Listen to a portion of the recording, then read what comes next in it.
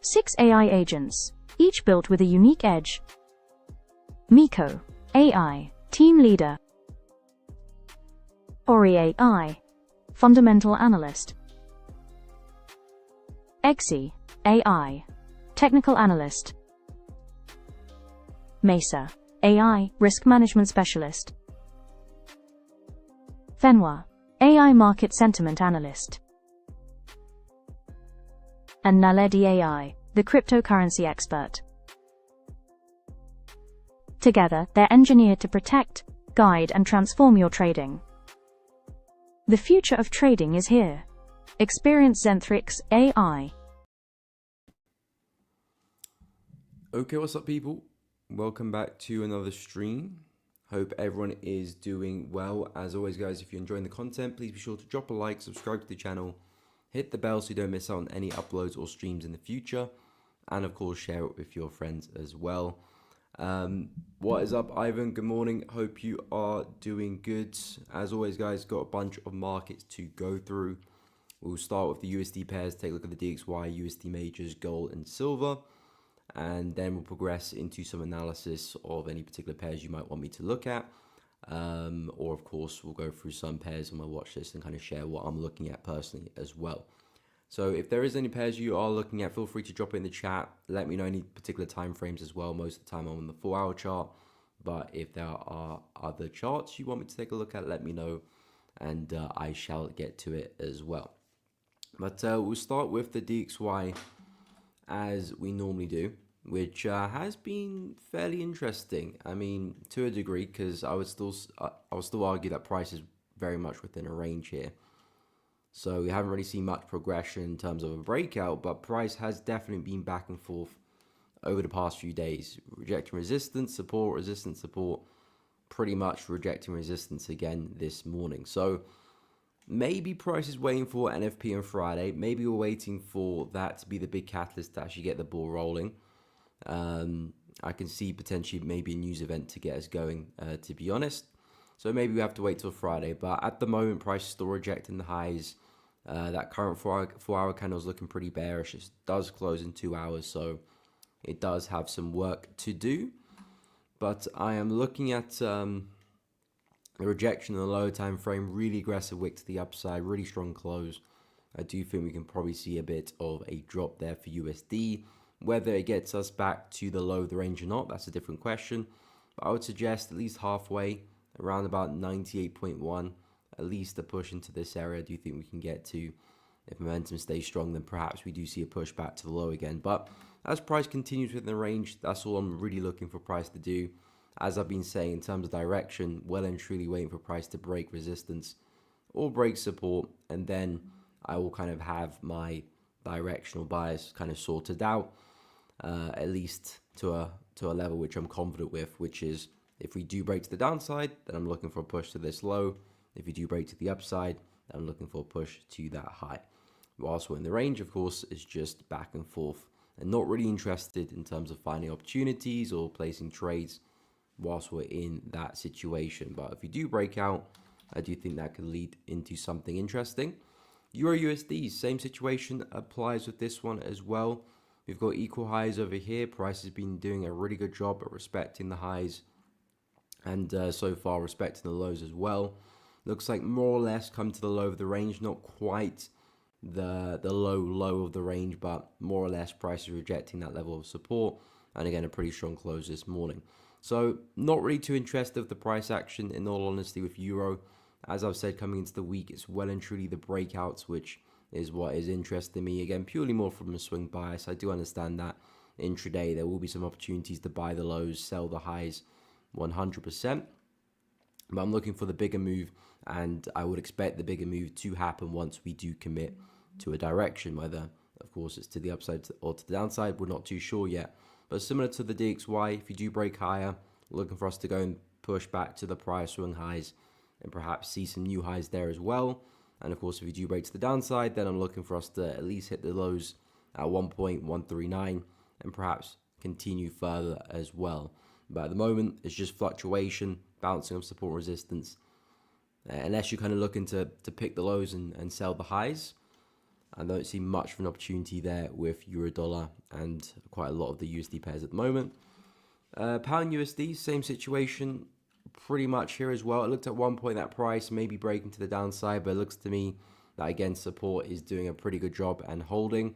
You've got support once, twice. Of course, we did break through a couple of times over there, but then again, price looks like it's bouncing at that same level. I really like the wicks to the downside, strong close this morning. I think this is a strong sign to say that, okay, support is holding and perhaps we could see another rally for pound USD. And then more or less you got the highs of the so-called range over here. It's not really a textbook range, but more or less resistance holding price around 1.35.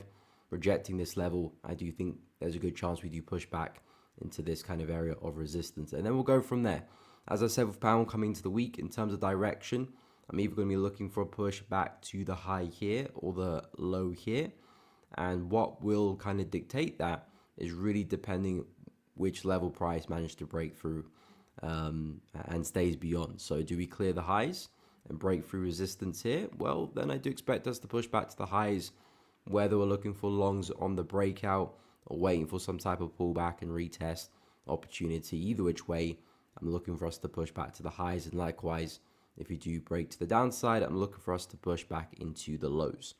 So pound USD, similar to euro, fluctuating between two key levels until we get the breakout, until we get price making a move above one of those levels. Is just more kind of looking to buy the lows, sell the highs with pound. So if you do get in a long position from here, I do like that idea. Basically looking to try and take advantage of a swing back to resistance, and likewise with the sells up at the high. But in terms of direction, still unclear there for pound. And again, DXY is the main thing as well. If the DXY is not clear to me, then a lot of the USD pairs won't be very clear as well. Aussie dollar, interesting. Again, we had that really aggressive sell-off from resistance, which we were talking about coming to the week. Really nice rejection. I said that price overall is really, really flat for Aussie dollar. So we're not trying to overcomplicate things and look for trend opportunities and trend following opportunities, trying to follow momentum, because there is none of that. There is none of that here with Aussie dollar. Unfortunately, we just have a very, very flat market. So when we do have these type of conditions, the best way to trade it, in my opinion anyway, is to be looking to try and sell at major highs, significant levels of resistance, and of course buy at significant levels of support. So coming into the week, we mentioned this area could be a nice area for a reaction. And that, again, that's a key word, reaction. You're not so much looking for a big swing trade here. You're more so just trying to catch reactions of key areas. It may turn into a big trade.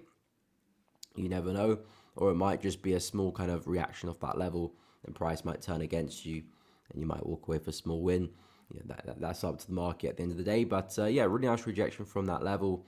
Looks like we're kind of stalling, coming back into this demand zone consolidation. I wouldn't really be trying to pick up any trades from here. It's not really a significant area, kind of in the middle of a range, so to speak. Equal lows, equal highs. That's right in the middle, so I wouldn't really want to be doing anything there. If I'm looking for a new opportunity for Aussie dollar, it would be if price makes a move back to resistance again at 0.656, or makes a move into support and then buys off the low there. That's when I would say, okay, yeah, I think we've got a nice trade there. So that's all I'm looking for Aussie dollar. And of course, we've got the highs here as well. Really significant resistance. If this doesn't hold, then that becomes our next significant area to keep in mind.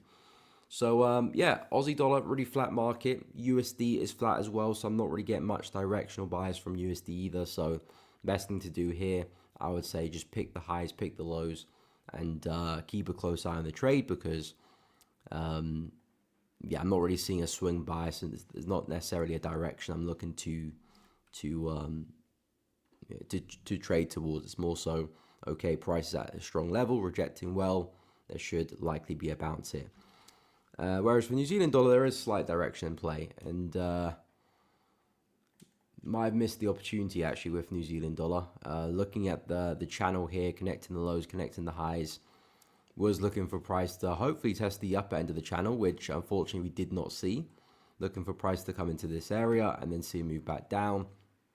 Unfortunately, that was not the case. We did tap into the area of supply, so price did respect it. Nice brief consolidation, strong drop lower.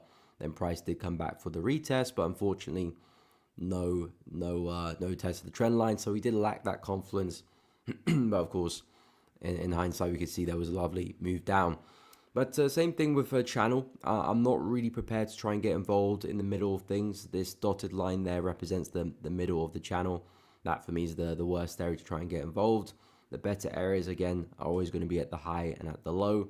So if price can make its way back to the low of the channel, naturally could be keeping an eye out for some buying opportunities. And of course, likewise with the highs, if you push to the high, reject well, there's still key confluence here. As long as we don't break out, I think shorts look good. So New Zealand dollar, just looking to play the low and the high of the channel. At the moment, in the middle, not trading at any sensible area. So the plan is to very much stay away and be patient. But should we get back to the high or the low, that's when I'll start to be a bit more interested. I forgot to take a look at dollar CAD, didn't I? Let's go over to dollar CAD. In terms of dollar CAD's interesting because I really like the shorts in dollar CAD, but it was quite aggressive in terms of the retracement. We are slowing down a little bit, which I do like the looks of, but I do want us to be a little bit more slower because this kind of looks like a bowl shape pattern, which is not really your textbook retracement pattern. You want price to resemble something more like this, not something more like this. And again, this is more of a reversal pattern than a pullback pattern. This is more of a pullback than a reversal. Of course, the market is funny. Just because it's more of a reversal pattern doesn't mean 100% of the time it will lead to reversal. Sometimes you do see a continuation, and of course, sometimes you would see a reversal. So again, you can't really speak in absolutes, but you can speak in probabilities, and that doesn't necessarily give us the highest probability of a good pullback. But things can develop. We might turn corrective and become a lot more corrective, and the opportunity could improve as time continues. And that's really what I'm banking on now for USD CAD. I am still pretty bearish bias. Again, we're respecting key resistance on the weekly chart, which has really set the tone. So if we do manage to respect this, eventually I do see us rolling over, unless we do a crazy breakout. So yeah, I do eventually see us rolling over. Really nice supply zone, strong drop to the downside. So naturally just looking to see what we can do at that zone. And things look good. Looking to take some shorts, at least back into support. We could probably go further, but I think that'll be a healthy target for the week. So dollar CAD, definitely a USD pair, which I do like the look of. As for gold's looking good. I have to say, momentum's looking good. Well and truly broke through the all-time highs here at 3,500. We have well and truly put that to bed, and momentum is still very, very strong. So again, we have broken out of a big consolidation. We have broken out of a big range. So if this is well and truly the case, we could see gold explode. Typically, the longer the consolidation, the bigger the breakout. And gold's been in a consolidation for about 3 or 4 months here. So we could see price well and truly pick up some really nice momentum. I mean, we're doing that already. But we've got the next big psychological level at 3,600. Of course, we just moved past 3,500. So that will be the next target. Of course, we've got the big one at 4K, but that's still quite some distance away. So I wouldn't get too caught up in that just yet. But 3,600 is probably the next big one for me. So in terms of opportunities for gold, as I said yesterday, you're just looking for pullbacks. You're not trying to overcomplicate this. I wouldn't try and look to pick highs, fade momentum, none of that. I'll just be looking to try and flow with the market, continue the uptrend until we see some red flags, big selling pressure, breaking structure. Then, of course, we can pause the bias. But for now, still seeing really strong candles breaking us to the upside. Really nice zone here, which will act like an area of demand. If price can come back and retest that, I think it's a smart place for a buy, and targets back to where we came from and beyond. So that's very much what I like to see with gold. And silver, we're getting very much the similar thing. Didn't quite see some new highs yesterday. I mean, we did just about, but not in the same manner as gold. But it doesn't have to be. We still do have some very nice areas, which I like the look of, trading just below price here. So again, a push to either of these areas would be interesting. And provided we see some healthy rejection, provided the pullback looks healthy as well, and the confirmations look good, I would definitely love to get into some longs for silver. Looking at the daily chart, trend looks like it's still in motion. I still do expect us to eventually get to 50 for silver. So in my book, there's a long way to go. So yeah, just looking at pullbacks, momentum looks good. Trend looks healthy. Plan plan is just to keep looking to find healthy pullbacks and keep buying it until, again, proven otherwise, maybe some heavy selling pressure, price start to show some reversal patterns. At the moment, not seeing any signs of that. So yeah, USD is still indecisive. Of course, gold and silver doing their own thing right now. Yeah, typically you will probably see a weak USD at the moment with how gold and silver are moving, but not quite the case. In terms of DXY itself, very, very flat. So not interested at all with the dollar until it does manage to break out. And then, of course, that kind of spills over to other USD pairs. Dollar CAD I am interested in, but I need the pullback to look a little bit more healthy before I do take any opportunities. Anywho, where was we? What's up, Ivan? Good morning. Did I say? Yeah, ready to say good morning, didn't I? What's up, CS Integrated? Hope you're doing good. DXY, yeah, DXY, I'm pretty neutral on DXY. Yeah, until we kind of make that move outside the range, there's not much to speak on. Apart from, again, if you're looking to call the highs, call the lows, I think there's some lovely trades there. Remember, you said you were in some longs around here somewhere. So yeah, it's a bit of a sticky one because I remember you mentioned yesterday you're looking to see if price can break through 98.5. At the moment, not looking likely. Of course, that could change, but like I said earlier in the stream, I got a feeling that price is probably waiting for NFP on a Friday to get a breakout. Of course, whether that's up or down, we'll have to wait and see. But I feel like we're probably waiting for NFP to actually use that as a catalyst to get the breakout. So between now and then, you might see a bit of slow price action, price respecting highs, maybe price making its way back into support potentially. But at the moment, difficult to say what USD is going to do in the long run whilst we're in the range. If we can see some healthy breakouts this week, then things do become a little bit clearer. But as of now, still respecting the highs and still looking pretty flat. Morning, Yusuf. Welcome to the stream. Hope you're doing good.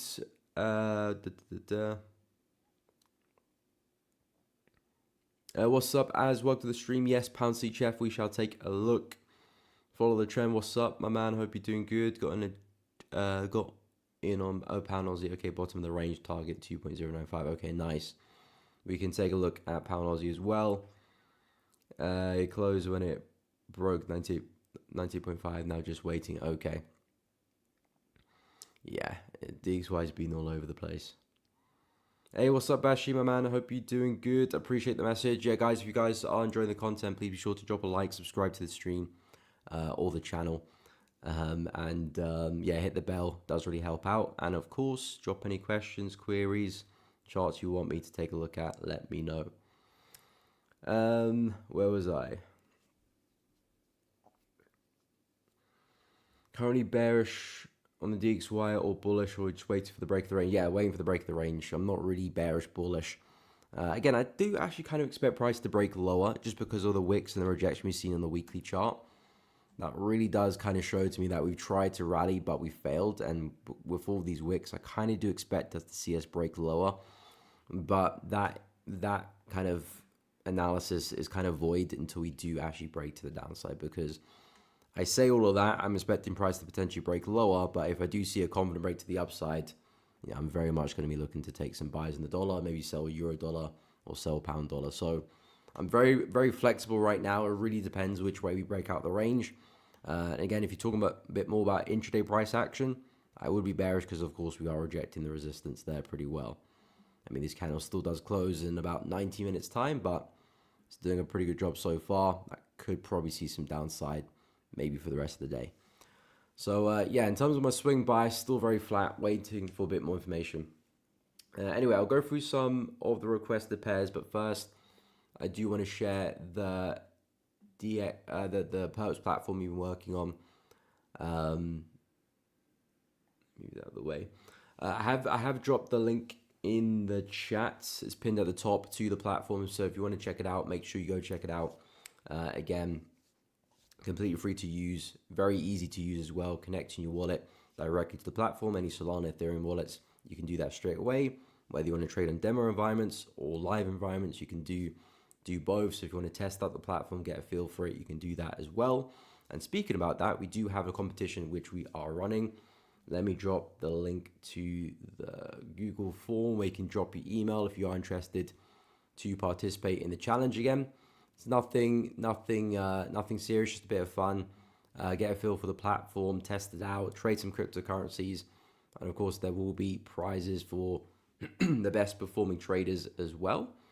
So if you are interested and want to take part, let me drop the link. So yeah, if you are interested and want to take part, check out the Google form, drop your email, and of course in terms of the rules, the parameters of the challenge, that will be announced very, very soon as well. But if you haven't checked out the platform, I do have a full video breaking down how to use it, how it works, also how to use the Miko AI in the top left there, which is your kind of like a personal AI agent, which will help with analysis, provide setups, risk assessment, the sentiment of the market, and kind of speed up the analysis and provide some extra information to the markets you're trading. So if you haven't checked that out, I have made some videos which are on the channel at the moment, so go check them out. But yeah, if you're interested with the trading challenge, links in the chat there if you want to participate. Excuse me. Okay, so we'll go through pound CHF. We'll take a look at that for AS, and we'll take a look at pound Aussie as well. What's up, D-Mart? Welcome to the stream. Hope you're doing good. Welcome, welcome, welcome. Okay, close DXY long position, all good. 9 to long DXY of my initial position, use demo account. Okay, fair enough, fair enough. Yeah, I mean, it was a nice trade back to the highs. It would have been nice if the price, of course, made the breakout, but I mean, we still could, but of course, we're struggling at the moment. And yeah, I think that's good management on the position, really, because price could, of course, drop pretty easily from there, and don't want to be in a position where you've entered really well down at the lows just for price to come back down there again, especially when we're seeing such strong signs of rejection. But yeah, I think it's just a ticking time bomb really now with DXY. Pound CHF, so I haven't really been focusing too much on pound CHF personally. It's not really a pair on the watch list for me. I do think longer term, a lot of the CHF pairs are going to make some nice runs to the upside, but it looks like it's a bit too early to be speaking about that. Pound CHF, I would still say, is a very flat market. It is somewhat bearish, but for the past kind of couple of years, 3 years, we haven't actually gone anywhere. There's very significant support below us, which I wouldn't be surprised if we're coming back to retest again, because we keep forming these lower highs, 1, 2, 3, 4, potentially 5 over there as well. So we keep seeing these kind of rallies, but they don't really result to much. And price is making its way back down again. So in terms of a swing bias, I would be looking for price to return back to support eventually. Then maybe from there you might see another strong reaction. We are pretty consistent with the lower highs here as well. We are quite corrective, so it's not something I'm getting too excited about. If this trend was kind of free flowing, see some nice pullbacks, some momentum, I would be happy to look for another pullback within that. But we are really corrective, really flat here. Broke to the downside, but not by much though. I would suggest the pullback to this area probably would be the better place for a short. That way you're kind of looking to short closer to the extremes of the trend. And if price does break this, you know that, okay, perhaps we are going to break to the upside. I probably was in the wrong direction. So stops above here would have been a really safe place to try and take full advantage of that buyer. So yeah, for pound CHF, I would wait for a deep pullback back into an area like this. Nice supply zone, of course, spat out a lot of momentum there.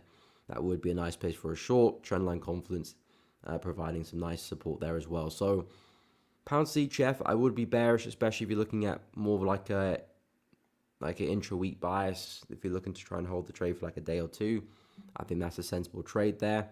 We've just cleared some lows here, but I wouldn't really be looking to short straight away, seeing how corrective we are. The fact that we're just taking up the lows, more or less coming to a strong area of demand as well. Not really an area which I'll be happy to sell from, but let's say if we do get that bigger pullback back into this level, reject well, I would be happy to sell from there. And again, nothing crazy, even just the push back to the prior low will look like a really nice trade, especially if you position yourself well. So pound CHF, I would be bearish for now. Not my favorite pair, I have to say. But in terms of opportunity, that's the best I can see. 1.08300 around there. I think that'll be a smart place for a short. Let's take a look at pound Aussie. Follow the trend, said you're in a long position there. Okay, I got into a GA bottom of the range, target 2.095 to 2.1.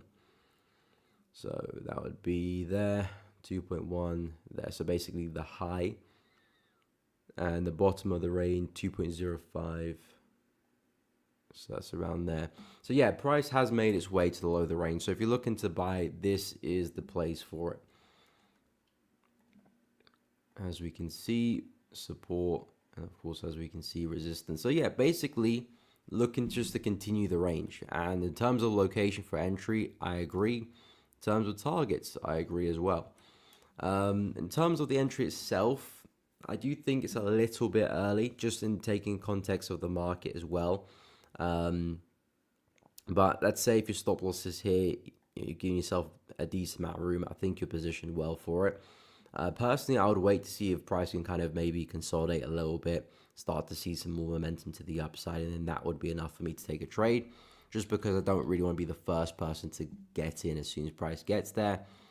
Just because if price wants to have a wick and break slightly below, I'm a bit more vulnerable to that. Again, it's not necessarily wrong to do that. It just means, you know, you're a little bit more exposed than the person who gets in a little bit later. But then the caveat to that is, if price does have a quick reaction, you might miss that trade as well. So, you know, getting first allows you to take advantage of that if that was the case. But in terms of the location, nothing to critique there. You know, if you're going to get involved with the range, buying as low as possible is basically the way to go, really, if you want to maximize your profits. And you've pretty much done that in terms of location, and targets, of course, back at the high. It's a pretty big range though, so you know, you don't want to be caught in a situation where price, you know, sees a swing halfway or 3/4 of the way just to come back down again. So I would advise some type of management plan of the trade, because it is a pretty big swing. And of course, if it does hit the high of the range, you're probably looking at a decent return, but there are obstacles. And sometimes you don't always see the full swing of the range. You know, if you look back over here, really nice rejection. You know, price got about 80% of the way before we came back down again. Even here as well, you know, before we came back down. And you could even argue over here too. It came about halfway before we came back down. So I would say have some type of management plan, or maybe some areas where you can lock in some gains along the way. I think that will make a lot of sense, just because a lot can happen between here and there. But in terms of just the overview of the trade, I like it. If you're going to trade a range, that's how you would look to do it. You know, I took some buys over here and pretty much the same idea. So yeah, if things develop there, I probably will join you in the trade, to be honest. And of course, if price does break to the downside, I'll be looking for some break and retest in the opposite direction, but we'll speak about that, yeah, if we do see that happen. But yeah, I don't mind that trade at all. Where was I?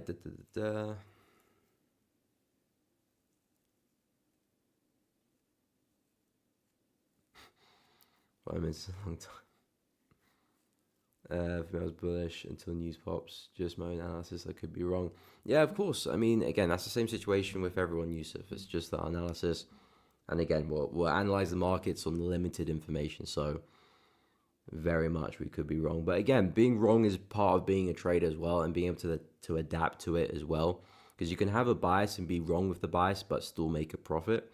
If you can adapt to the situation. There's many times where I'm looking for a buy, but the buy never comes, and the sell potentially comes, and then I take advantage. I mean, a good example was actually pound Aussie. I was actually waiting for price to break to the downside here. I thought price was going to break support back over here, but it didn't. It gave me a very strong rejection. I hopped into some buys and managed to catch a nice swing back to the high of the range there. But my initial thoughts was actually talking about a breakout, waiting for price to break and retest it and continue lower. So in hindsight, my bias was actually wrong at the time, but I still left with a profit. And of course, yeah, there'll be times where it's the other way around as well, but you don't want to be too stubborn with a direction. As long as you can give yourself the opportunity to see the price in a different light, and not too stubborn in one way, I think that's a very strong skill as a trader. Bias is one thing, but actually taking a trade is a different thing altogether.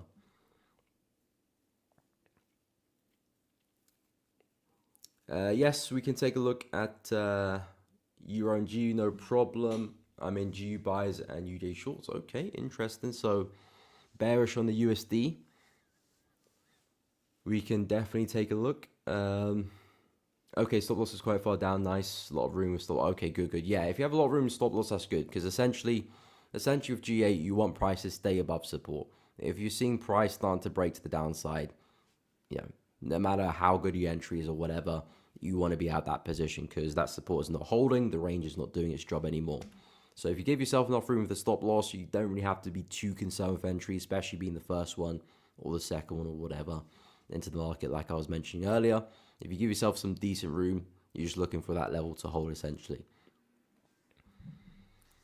It's just a long swing on GA targeted highs, which is the liquidity there, and Aussie being pretty bearish overall. Yeah, I agree. As long as that range continues, the trade has a very strong leg to stand on.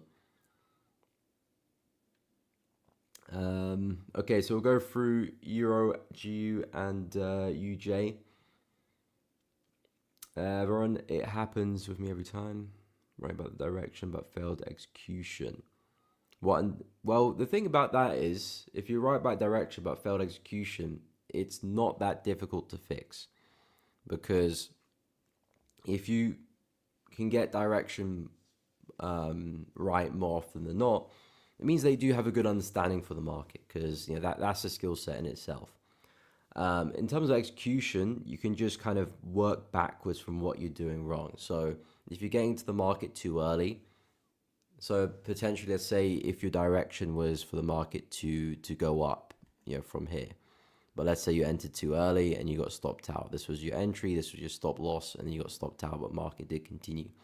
Well, then you can, in terms of that, and of course, this is not just one trade. This is like if you analyze the past 50 trades or even more. If you're seeing this happen a lot, well, then prepare yourself to get in a little bit later. Instead of taking the first entry confirmation, take the second or the third, or whatever confluences you're looking at. Them looking at those same confluences lower down can help with that as well. Or just be prepared to look for re-entries. If you do get stopped out, don't be discouraged. If you know that your bias is right more than it's wrong, be prepared to take that second entry signal that does form. Of course, you're not going to pick the bottom every time or pick the low every time. But if you do get stopped out early, as long as the analysis is still valid in your eyes, still look for those re-entries, especially if you're trading with a positive risk to reward, because you'll make back the loss and probably more as well. So if you're entering too early, just look for confirmations later on. It's as simple as that most of the time. Or just look for re-entries and don't be discouraged. If you're entering too late, then of course do the exact opposite. Be a little bit more, be less, be a bit more confident with the entries and get in a bit earlier, which is probably being a bit more aggressive with your trades. And again, this is something you experiment with. You're not going to solve it overnight. And if it's a situation where potentially you're not getting in at all, then maybe it could be a strategy issue in terms of how you enter your trades. You might want to experiment with that. Like, look back at those moves that you've missed, and look how could you potentially take advantage of them. Is it some breakout opportunities? Is it some break and retest opportunities? Is it some counter trendline break opportunities? Whatever it is. Look back. You've seen some reoccurring patterns. Well, potentially you could try and add those to your strategy, to your trading plan. And a lot of trading is working backwards, especially when you've got a good sample size of your data. It's just working backwards and tweaking things, really. You're not reinventing the wheel, but if you're entering too early, look to enter a little bit later. If you're entering too late, look to enter a little bit earlier. And if there's issues with your targets, if you're getting out too early, hold on a little bit longer in the future, and of course vice versa as well. But of course, you need to have a decent sample size. I'm not talking 2, 3, 4 trades, but if you can look at 50 trades and see some reoccurring patterns, there's a lot of information to take there. Anyway, let's go through euro and pound. So Euro, strong rejection of the high yesterday. not much to take apart from we're just continuing to range here. Really strong rejection of resistance there. We did well to reject that. More or less coming back into support, not quite the lows of the range. If I draw kind of a box with that wick there, you can kind of see we're not quite there yet. So more or less we are rejecting support. The market's not perfect, but yeah, if I was looking to buy Euro USD, I would want it to be a little bit deeper, perhaps wicking into that level in a bit more of a precise manner there. So I would want price to be a little bit lower, but hey, when we're in a range, stuff like this happens. So in terms of Euro, again, don't really have much to say about this one apart from waiting for price to make a move back into lows or move back into highs and looking for opportunities in those areas, whether you're looking for breakouts or retests. That's essentially where I want my focus to be. As of now, we're not really doing any of that. Yes, we've formed some type of double bottom here and we're reacting really bullish, but I wouldn't look to follow that. Number one, it would be too late entering now. Number two, it's just not quite the lows yet either, so I wouldn't be looking to entertain that. So Euro USD, I don't really have much to say apart from wait for price to approach the lows and the highs of the range. And then of course we can discuss whether we're looking at breakouts or we're looking at retests. But right now, Euro just fluctuating, and again, the aim of the game is still looking to buy low and sell high. In terms of pound USD, with this one, I really like what price is doing, to be honest. Really nice retest of the low of the range. You've got support once over there, second over there. Didn't quite come and test it over here, but well and truly we have rejected it very well. Looked at one point we're breaking through to perhaps continue. Price did manage to close back above in the next candle, and then the last candle which closed really had some emphasis on that wick to the downside and closed really strongly to the upside there. So this looks to me that price has tried to clear the level but essentially failed, and the buyers are really stepping back in with some force. So as long as we don't go and break the low now, I do expect us to rally back into resistance at 1.355, and we'll go from there because we could potentially come right back down again. But yeah, pound USD to me rejecting support very well. Equally kind of how DXY is rejecting resistance really well. I think they're in sync, to be honest. DXY respecting resistance might probably make its way back down to the low of the range. Pound USD rejecting support, probably going to make its way back to the upper end of the range, back to resistance. So yeah, that's all I'm seeing really with pound USD. You said you're short on pound USD, Yusuf? No, you're long on, you short UJ. Okay, misread that. Yeah, you're short UJ, long pound USD. So yeah, I like the long to pound USD position very well. Really nice wick to the downside there on the hourly chart, and a really strong close. Momentum looks like it's shifting back with the buy. So yeah, I do agree. Some really nice plays for a long, nice confirmations as well. And I do think there is room for us to move into. So I mean, I'm not too sure what time frame you're buying from, but that could be a nice target, or like an intermediate target to lock in some partials potentially. And of course, highs up there could be a nice target as well. But yeah, from what I'm seeing, buys make the most sense here for pound. And in terms of dollar yen, okay, dollar yen, I like it as well. Price rallied to the highs, really aggressive wick rejection there. I really like that wick there, which just closed. Yeah, I like what I'm seeing. So yeah, it looks to me that UJ basically doing what GU is doing, just in the opposite way. Price is rejecting resistance whilst pound USD is rejecting support. Of course, they're kind of still coming from the same idea in terms of USD being weak. If USD is weak, you'll probably see both of these trades play out, UJ falling and pound USD rising. But yeah, prices come back to resistance, try to rally through. I really like the wick this morning because any early sellers who would have some stops above the highs here would be liquidated and taken out of their positions. And now perhaps we could see price make the move down. But yeah, for dollar yen, now if we are going to reject the highs, then naturally expecting a push back into the lows. Maybe this could be like a nice intermediate target as well for the trade. But yeah, if this really does get going, we could see a push all the way back down there. Hourly chart, yeah, really nice wick on the hourly chart as well. So yeah, simple, just range continuation, not trying to overcomplicate things. How we test the highs here? Looks like we have tested the highs there as well. Yeah, it's a really nice confluence adding to that trade there too. So yeah, UJ shorts, I quite like what I'm seeing there. I quite like what I'm seeing. And of course, taking into consideration where the DXY is rejecting as well, I think the synchronicity between them looks really good. So yeah, UJ shorts, GU buys, I like it. Of course, they do, correlate with one another. So it will be a situation where both trades probably work or both trades probably fail, which is not necessarily bad, especially if you manage your risk as equivalent of taking losses back to back or wins back to back. And if as long as you're not you're betting the farm, you should be able to stomach that. Okay, so we'll take a look at big bearish red candle closing deep below the range will make me close. Okay, yeah, of course. If price does clear the range low, that will be time to get out of there. But I can see buyers stepping in with 1 hour and 4 hour candle closure, bullish engulfing. Yeah, of course I saw the bullish engulfing as well. I mean, it's a good confluence for the entry as well. But essentially, you're betting on that level holding. So yeah, as long as price doesn't end up closing below, you're looking good. LFTJ, yes, gold train has definitely left the station without me just waiting for the retest. Yeah, I mean, it's not the end of the world because it looks like we are breaking out. Yep, Kelly, we can take a look at silver and gold as well. No problem, follow the trend, happy to help.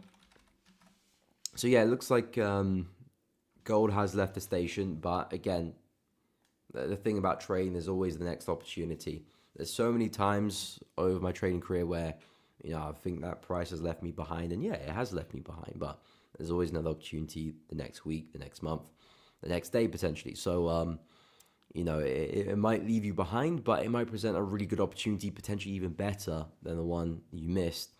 And it's just about staying ready for that. But yeah, we have seen a breakout and price is seeing some nice momentum. It would be nice to already be in the position, but I say keep an eye because I think gold still has the potential to really explode. We've only just seen the start of it, I think. Unless we come falling back down aggressively and momentum fails, of course, I'll look to probably change my bias there. But right now I'm seeing healthy momentum and we just cleared the high. So 3,600, my next big target, next big psychological level for gold. I do think that's where we probably could see price trading the next week or two. Probably even less, actually. But in terms of the next opportunity for gold, I quite like this range here. Nice area of demand, brief pause as we were testing the high. Really commanding candle breaking to the upside. So if price could be kind enough to come back and retest it, I think that's a smart place for a buy. Targets back at the highs and maybe some trading stops just to see how far we can go. But yeah, of course, gold really bullish. I think when price action is this bullish and in this manner, you should want to keep your trading very, very simple. There's no need to overcomplicate things. A lot of people will be talking about, okay, well, all-time highs, it's time to short. Price has gone too far, which is true to a degree, but if you understand gold for what it is, this could rally, another quite a lot before it does take a dive. And of course, a good example of that is exactly what we were doing before this range. People were saying price was overextended after this move here. And of course, it was overextended, but we still continued up regardless. And we continued up for another year pretty much. So, gold can still keep flying. So as a retail trader, you don't want to overcomplicate it. Just trade what's in front of you, which is a very, very bullish market. Until we see some red flags and some signs to not trade it, of course. But for now, if we can get a nice pullback into the zone, you're looking at buys and just and keep taking it back to highs and trading stops, I would say. Of course, target's a bit difficult to come by because there's not much to target up here, but I think a trading stop is the best way to manage it. Still capitalize on a big trade if it does happen, whilst protecting your downside at the same time. So I would suggest that. And as for silver, same situation occurs here as well.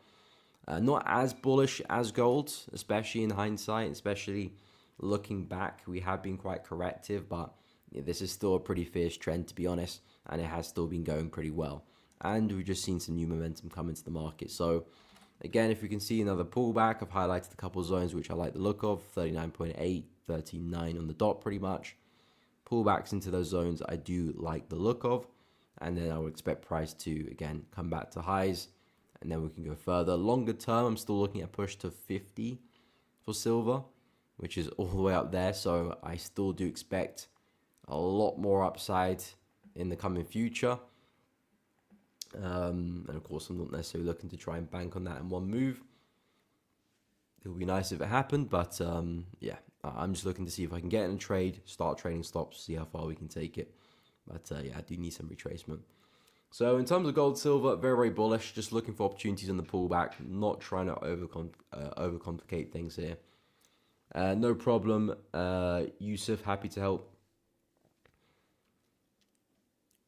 Also waiting for a gold pullback on the support level of 15-minute. Okay. I think probably referencing the same area. Actually, okay, you're talking about this level here, I assume. If not, let me know. Yeah, I mean, that makes sense as well. I think, excuse me, voice being a bit croaky the past few days. Yeah, in terms of buying on the 15-minute chart here, I think that's a good trade for an intraday perspective, because I would say now price is starting to consolidate and run out a bit of steam.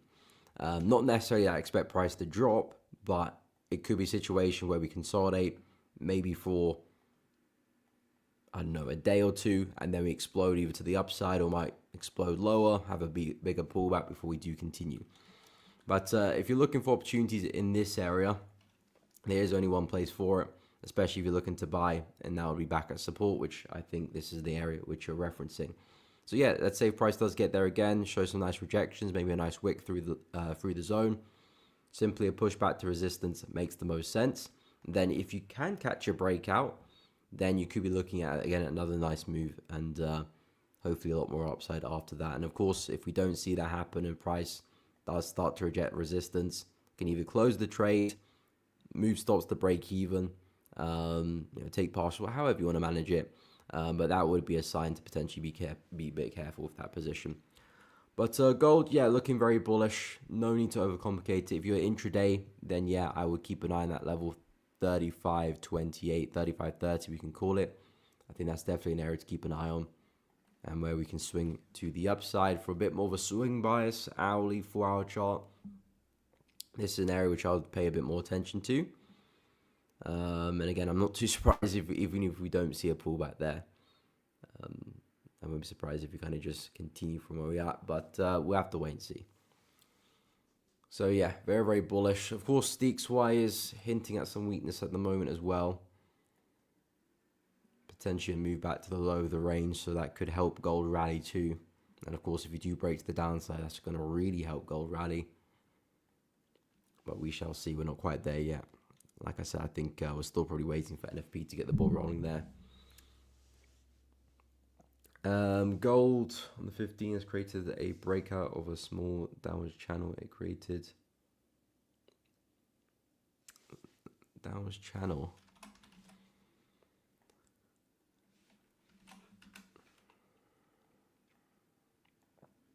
I'm not seeing the downwards channel you're mentioning. Follow the trend.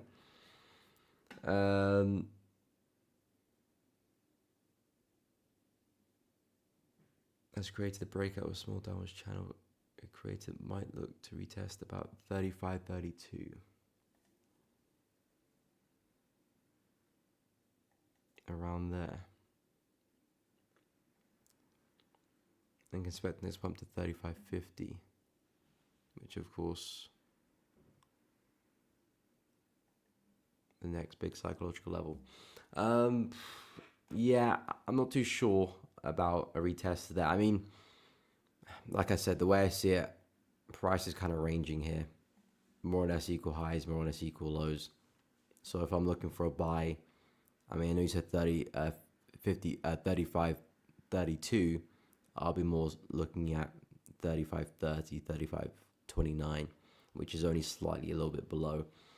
But basically looking at the same idea really, but probably in a different light. The way I see it, price is kind of consolidating to me. I'm not really seeing much of a downwards channel. Not to say it's incorrect, just I'm not quite seeing that. And yeah, I'm more looking at support, resistance, price flat in between the two. If you can reject support well, should see at least a pushback to resistance, and then maybe we see a breakout. And then we'll go from there. Matteo, is there too much risk to short it down to micro support? Not necessarily, no. It's only risky if you don't manage it well. Let's say if you did get short here and had a stop loss here. Again, it is an aggressive trade, but aggressive doesn't always equal risk. Aggressive just means you're going against the grain. If momentum is in one way and you're going against that momentum, it's aggressive. A risky trade just means that you're risking too much. That's kind of my view on it. Aggressive trades, sometimes I take them in certain situations. I probably wouldn't be looking to short gold. That's a bit too aggressive for me, because this is bullish on pretty much all time frames, all the major ones as well. There's a lot of momentum in the market, so it is quite aggressive, but it is ranging. So in this format, it would make sense. Let's say if we weren't ranging and price was just trending to the upside like this, then yeah, I would say that's way too aggressive. That's way too aggressive because you're just shorting flat out a really bullish trend. If you're shorting from here, of course, you're already seeing that price is moving quite well down, but you've already got resistance to back you up, so it makes sense to short from there. You've already got some rejection, price is rejecting it again, it makes sense to short. Yes, it's still an aggressive trade because you're going against the trend, but you've got some backing there, so it does make sense. And yeah, let's say if price was to return back to that level and reject it again, I still think that's a decent trade to partake in. But also what I would suggest is be prepared to close out early. When you are taking aggressive trades, be prepared to close the trade early, because if you are going against the tide, against the main trend, that trend can kick in at any point in time and see some strength. So if you're in the trade, things are going well, but suddenly you're seeing some wicks, strong closures against you, be prepared to run. Don't want to hold that position because you don't have much ground supporting you. If you're in favor of the trend, you can be a bit more lenient with your trades and give yourself a bit more room because you're expecting naturally that higher time frame trend to kick in. But in this case where you don't have that with you and you're going up against it, be prepared to close early. If momentum shifting against you, you don't really want to kind of hold your ground and see if you can take gold head on, because it probably won't end too well. So yeah, I don't think it's too risky trade. As long as you're managing risk well, I see it as a good position. As long as you're trading from a healthy location, which I would agree that level would be. And as long as you're on your toes in terms of the management. If things are not looking good, get out of there. If things are looking good, you can hold it to support. A tiny bullish flag. Okay. Again, not quite seeing that, but maybe you're referring to something like this. Yeah, I can kind of see that, but yeah, I see it as more as a flag, more as a range, but I can see the logic there if that's kind of what you're talking about. It's a very steep one. But again, that's the beauty of price action as well. You could be looking at the same thing, but have two different patterns to it. Essentially, you're talking about the same thing. But yeah, just because how flat it is, I'll just kind of chalk that to a range and move from there.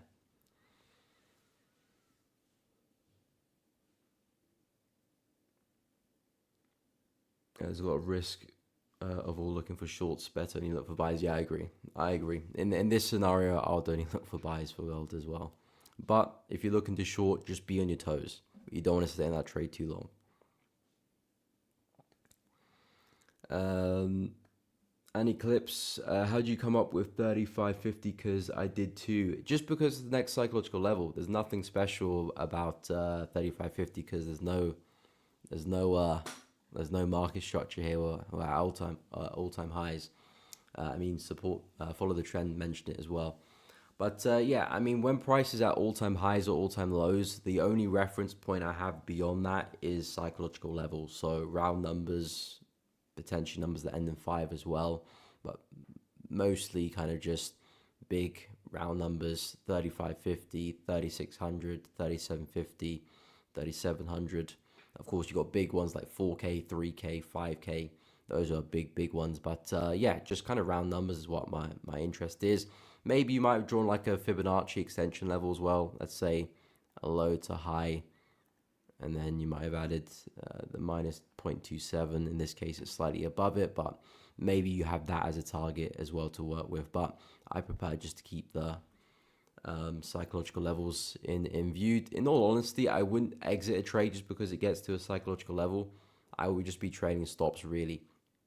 Because at all-time highs, you never know how far price could go, especially in a market like gold and in an environment we are in right now where things are very bullish. We could explode to 3,700 for all we know. So I think trading stops is probably the best way to manage it, but you can keep track of those psychological levels, maybe book partials or yeah, of anything of that nature really. But I'll just trail stops and see how far I can take it. Yusuf, the support level I'm looking for is 3508. 3508. Okay, looking for. Okay, so you're more talking about this zone here. Okay, yeah, makes sense. Yeah, I'm looking at kind of on the 4-hour hourly chart, but 50 makes sense as well. You're kind of paying attention to this area here. Yeah, I think that's a smart place for a buy as well. Anywhere within this area is kind of your demand zone. Of course, if you're talking more about support, you'd focus here because that's of course prior resistance, price broke through, so now it's turned support. But in terms of demand, it's basically anywhere within that area. But yeah, you can focus your efforts more so at the top of the range. But yeah, if price gets there, I think that's definitely an area to keep an eye on and a place where to buy from. And hopefully we can see price continue back to highs. No problem, Mateo. Great insight, makes perfect sense. Beautiful to hear. If you guys are enjoying the stream, by the way, please be sure to smash the like button. It does really help out. I do really appreciate everyone who has liked so far. Subscribe to the channel as well, and of course hit the bell so you don't miss out on any streams or uploads in the future. Feel free to support the channel further, guys. I do have memberships below, which has some added perks, members only videos as well. So if you want to check it out, feel free to do so. Jovi, hope I'm saying that correctly. Would you recommend trading more for beginner Forex? Yeah, I would so. I mean, when I was a beginner, I was trading way more than 3, probably like 20. I mean, it depends on the time frames you're looking at. If you're looking at the 5-minute chart, then no, because that's just way too much information. I was mainly trading the hourly and the 4-hour chart, so I could afford to look at more pairs. To be honest, I was looking at too many. But yeah, if you're trading a higher time frame, then you can afford to look at more. If you're looking at the 50-minute chart, then I'd say I would cap it to like 5 or 6, to be honest. But like a 4-hour time frame, you can get away with 10 plus. Because especially as a beginner, you're here to learn and pick up information. You're not necessarily here to be optimal. You're here to learn and gain experience, gain information. Yeah, mainly gain experience really. And as you kind of understand the strategy and understand how you want to approach the market, then you can look at something a bit more optimal. So whatever time frames you're on, you can either increase it or decrease it from there, and you kind of get a natural feel to it. So yeah, it depends on the time frames you're on. Lower time frames, yeah, you can keep it to 3. Maybe if you're like on the 5-minute chart. If you're a bit more swing, then you're probably looking more towards about 10, just to get a feel, experience with different markets, actively trade, take wins, take losses, and learn on the go.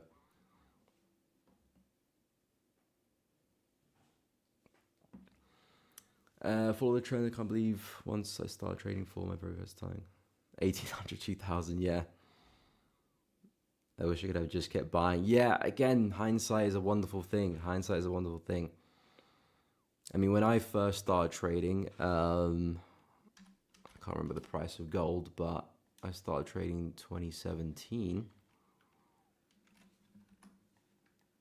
And in 2017, price was around here, 1,200. So yeah, I mean, I could have built a whole career just on actively buying gold, really. Of course, there was a bit of consolidation there, but full margin, buying gold quite a lot. Could have built a whole career off that. And the funny thing is, we say that now in 2025, come back in 2030, I reckon we're probably up there somewhere. So I think there's still a lot of buying to be done, to be honest. There's still a lot of buying to be done. But yeah, there has been some big moves recently. Is Zentrix like Binance? How does it work? It's similar, but Zentrix is on a completely decentralized and it's on Solana blockchain, whereas Binance is centralized. So it's similar in terms of allows you to trade perps, allows you to buy and sell cryptocurrencies. In the future, we'll be allowed to trade FX, indices, commodities, all on our perps platform as well. But Zentrix, we do specialize in AI tools as well, so that's a kind of a different component to Zentrix. It's kind of a big umbrella, but part of Zentrix is allowing you to trade perps on our platform. Like I said, cryptocurrencies, but in the future, other markets as well. But everything is decentralized. So in terms of Binance, with like added restrictions and checks and having to request to deposit or request withdrawals, because everything's decentralized, everything's quick, easy, fast, and there's no kind of restriction in that regard. Everything's settled instantly. So once you pretty much close a winning trade, you can withdraw the profit straight into your wallet. Very quick and easy. But the AI side of things, we're working on various tools to help retail traders analyze and trade the market, whether AI bots to actually trade the market for you, or building indicators, strategies as well, and AI agents to help with analysis, fundamental analysis, risk assessment, risk management, and cryptocurrencies as well. So there's a lot of different umbrellas on the Zentrix. Yes, there's a degree similar to Binance, but it's on a decentralized exchange. So similar, but less restrictions and a bit more freedom. I will drop the link actually to the Telegram for Zentrix, which has more information and updates regarding the project. So if you're interested, I would recommend to check that out. Just 1 second.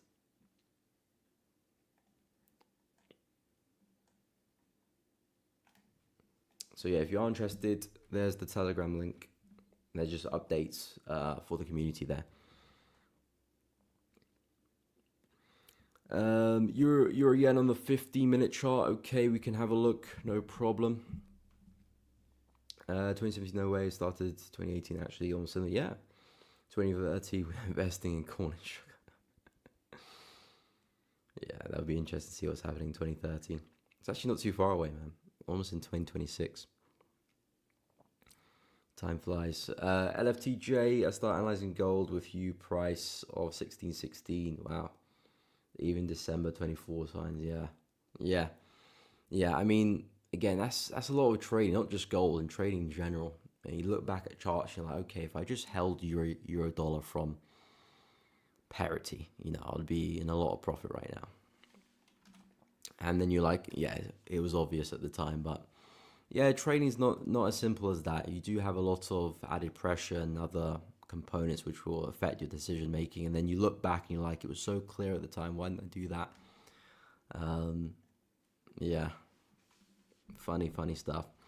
Anyway, euro yen on the 15. Haven't actually looked at the yen pairs yet, but it looks like we're seeing some yen weakness kick into the market, so I'm interested. Of course, I'm still in Aussie yen. Managed to trail my stops on that one. We can take a look in a second. But euro yen is hinting at potentially breaking to the upside, but again, really corrective. Wicks galore as well, so it looks like we are struggling. I'm not completely sold on this just yet. I'm not completely sold on this yet, but I do think naturally the bigger move is still to the upside. I'm looking at the daily chart. And my target for Euro-Yen is still very much this high here, 175. I still do think price can make a move towards that level. So my plan for Euro-Yen is waiting for a break of resistance here and basically looking for the next higher low, something like this. You know, we formed one over here, then a high, then it looks like potentially a new higher low forming. Now I'm waiting for the new high, then hopefully a new higher low, and that's really where I'm looking to try and see if I can find some entries, take it back into resistance up at 175. So I'm very, very bullish on Euro-Yen, but I'm not quite seeing the breakout which I want to the degree I want in terms of momentum or basically just the distance really. I want price to break out and really leave price behind. I really leave that level behind, but it looks like we're really struggling. As for the 15-minute chart, there might be some selling opportunities with how corrective we are looking. I'd probably say it's a bit too early to be looking to sell, just because we are still quite bullish. Looks like we are rejecting the highs pretty well. I would suggest keep an eye on lows here. I think this still could be a very nice area for a buy, because essentially it looks to me that we are ranging. So naturally, if we push back into the low, I do think this is a smart place for a buy. If we do break out of this, then we could be looking at a bearish trend starting to form, and then we can speak more about some shorts, because after all, it does look like we're kind of fading at highs here, and that could potentially start a bit of a bearish trend, maybe even a pushback to support areas around there. So I could see that happening as well. But for now, Euro-Yen still in a very confident uptrend. Momentum is still with the buys with this one. Yes, we're fading at highs, which is why we're kind of waiting to buy a lot deeper down, closer to major support, around 172.656. So I would suggest keep an eye on this. Again, basically just looking to play the range, not really anything super complicated here. And if price does break the support and breaks it well, then we could be looking at this being a new top, and then looking at some pullbacks, perhaps even a retest to continue lower, and maybe we kind of mirror the uptrend on the way back down, but we can speak about that later on. So yeah, that's kind of where I'm at with Euro-Yen. Okay, so where was I?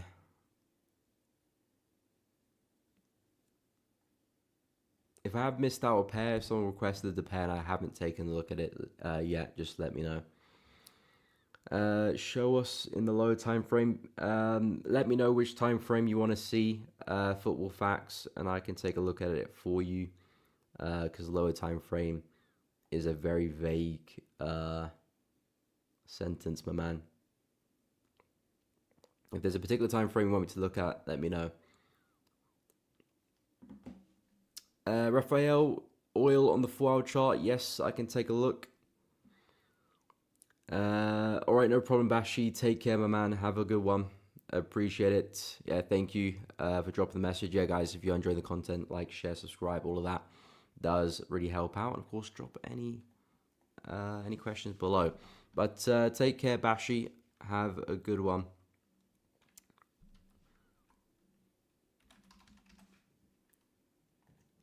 So oil, okay, oil, interesting. Really strong move back down. Looks like we're starting to struggle on the weekly chart. As for the daily chart, we're coming back into a very critical level. So if oil's going to rally,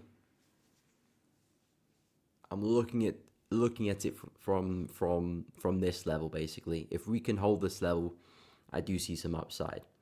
Because if we look to the left, it has proven to be a very significant level of support and resistance in the past. Resistance once, support once, and briefly resistance there as well. But we have, of course, managed to close above. Now you can see prices coming straight back down. Well, if this is a retracement, I do expect us to start finding support very, very quickly. More or less, nice area of demand here. Kickstarted that bullish move. Do have some nice trendline confidence running through the market.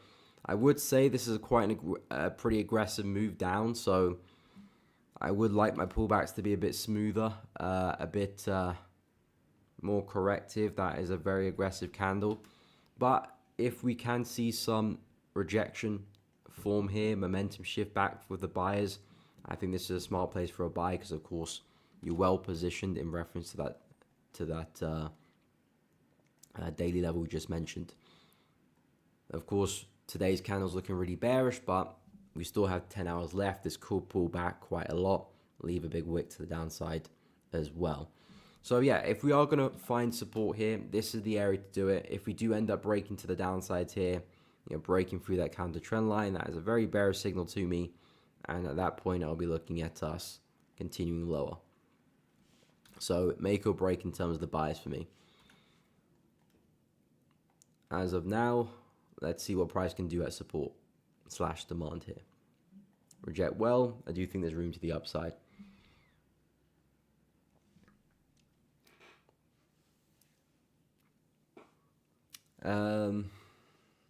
Four is also a lower time frame compared to the weekly. Yeah, that's a good point as well, Yusuf. 4 hours also a lower time frame as well. I mean, 4 hours is still technically intraday. Believe it or not, doesn't feel like it is, but it is intraday time frame. US crude short on the 15. Yeah, I wouldn't short on the 15. I mean, things are pretty bearish, but I wouldn't short because most of the reasons I just spoke about as to where we're trading, coming back into demand, coming back into this trend line. If we're going to bounce from anywhere, it would be here. Not to say we can't break through, we can do. But if I was going to take a short on the 15, it would be because price makes a move back to an area like this. We are forming lower highs, so there's some consistency there. And if price does make a move there, perhaps we can find another lower high, another move back down. So that would make sense to me. We're back at supply, back at resistance, back in areas where lower highs are likely to form. If I'm going to take a short on the 15, it's because price is probably trading around those areas. Here, though, especially after such a strong move, number one, we're quite overextended. Number two, we're testing multiple areas of support, demand as well. We've got the trend line coming into play, just taking out some key lows here as well. So the odds of us pulling back are quite high. Of course, how far we pull back, we don't know, but I wouldn't suggest this is the best place for a short for oil. So if you're talking more so about here, I agree. Here, no, I think that's more of a place to buy, if anything.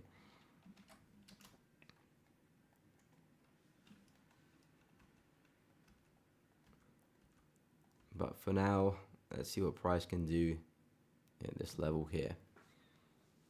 Looking pretty bearish at the moment, so it's going to take some energy for buys to send this back up again. Gold lower time frame. By lower time frame, I'm just going to go to 15-minute by default. So yeah, on the 15-minute chart, we are quite flat, I would suggest. So if you're talking about some intraday moves, I quite like the longs from this level here. Let's say price gets there again, wicks through the zone, maybe sees a nice bullish engulfing candle. I think that's a smart place for a buy, and you can see a push to the upper end of the range. If price does have a bigger retracement, there is this level below, which I quite like the look of as well. Brief area of demand, slight consolidation there. We did break to the upside with a really aggressive bullish candle. And I would suggest if price could pull back in towards that area, that would be a smart place for a buy, where we could bounce and see some more upside. So I quite like what I'm seeing here for gold in that regard. But if you're just looking for like a quick trade, not necessarily a scalp, but a trade you in for like no more than an hour or maybe a couple of hours at most, I think buying off the low here, targeting the highs is a great trade. Of course, there is a chance you could catch a breakout. There's a chance you could catch, price reacting well and perhaps rolling over. So I would suggest maybe to lock in some gains there, or at least remove risks to a certain degree, trail stops or whatever. But this would be an area to pay attention to. Yes, gold is still bullish, but we can, clearly quite see how price is struggling to break through that zone. So the way I see it, gold ranging at the moment on the 15, buying low makes the most sense. At least you're in favor of the trend as well. If this does break to the downside, then we can speak more about this zone here around 35.10, 35.08 for some longs. But yeah, gold's really just focused on the buys for now. Momentum is so strong as well. and who knows how far price could go. And of course, looking at silver too, that's looking really bullish as well. Aussie yen, are we still long? Yes, still long on Aussie yen. I've managed to actually trail stops on that one. Yen is starting to progress quite nicely, so I'm liking what is going on. I don't have a take profit there, by the way. It would be close to the take profit, but I don't have a take profit there. I'm just actively trading stops to see how far we can take it. But I managed to trail stops now to around 96.319 underneath this low. To be honest, I'm probably actually going to trail it below the lows here. It's not much of a difference, but because we're actively creating highs, momentum's picking up. And also because we're about to approach resistance as well, there's a chance we might see a bit of a reaction to the downside, which I don't really want to be caught in. So, yeah, I probably will start to even trade it some more now. But, yeah, really nice momentum has picked up. Things did start off really correctively with this trade, so I was always a little bit not too sure. I mean, I was sure when I was getting into the trade, but then as we became quite corrective, I was like, okay, I need to be careful what happens here because this does look really slow and corrective. Last time it was slow and corrective and pushed to the high of the channel, price did go for a bit of a sell-off. I wouldn't be surprised if we do that again. But, of course, that is trading. There is a bit of, not luck, but just kind of probability with things, because of course you create your own luck, just like you'll take winners and you'll take losers.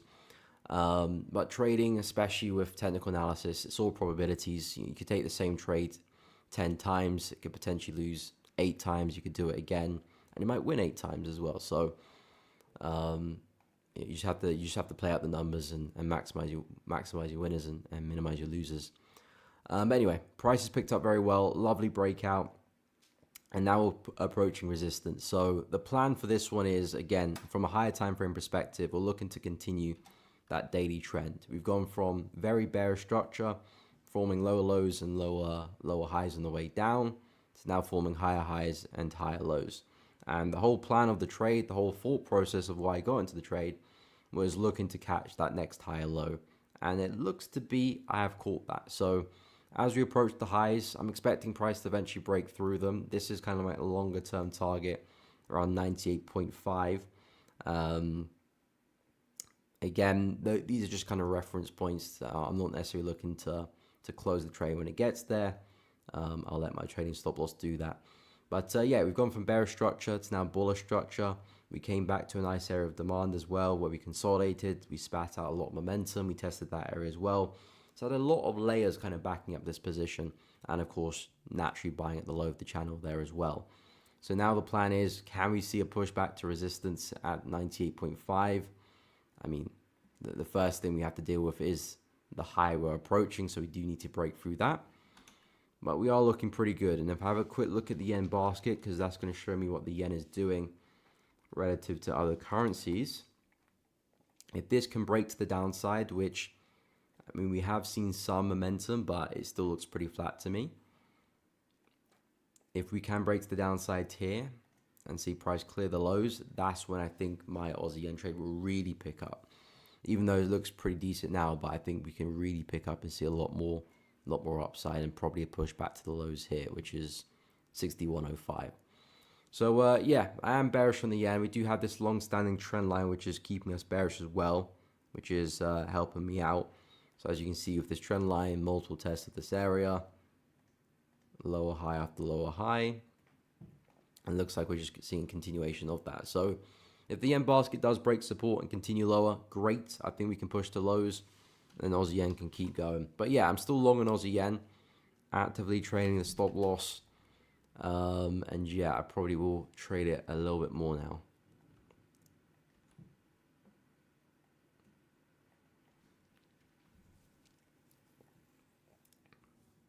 I'd probably say Aussie yen is probably one of the better performing yen pairs actually, because if I quickly scope some of the yen pairs, pound yen still quite flat, euro yen still quite flat there as well. I mean, seeing some upside, but still flat. CAD yen's done well.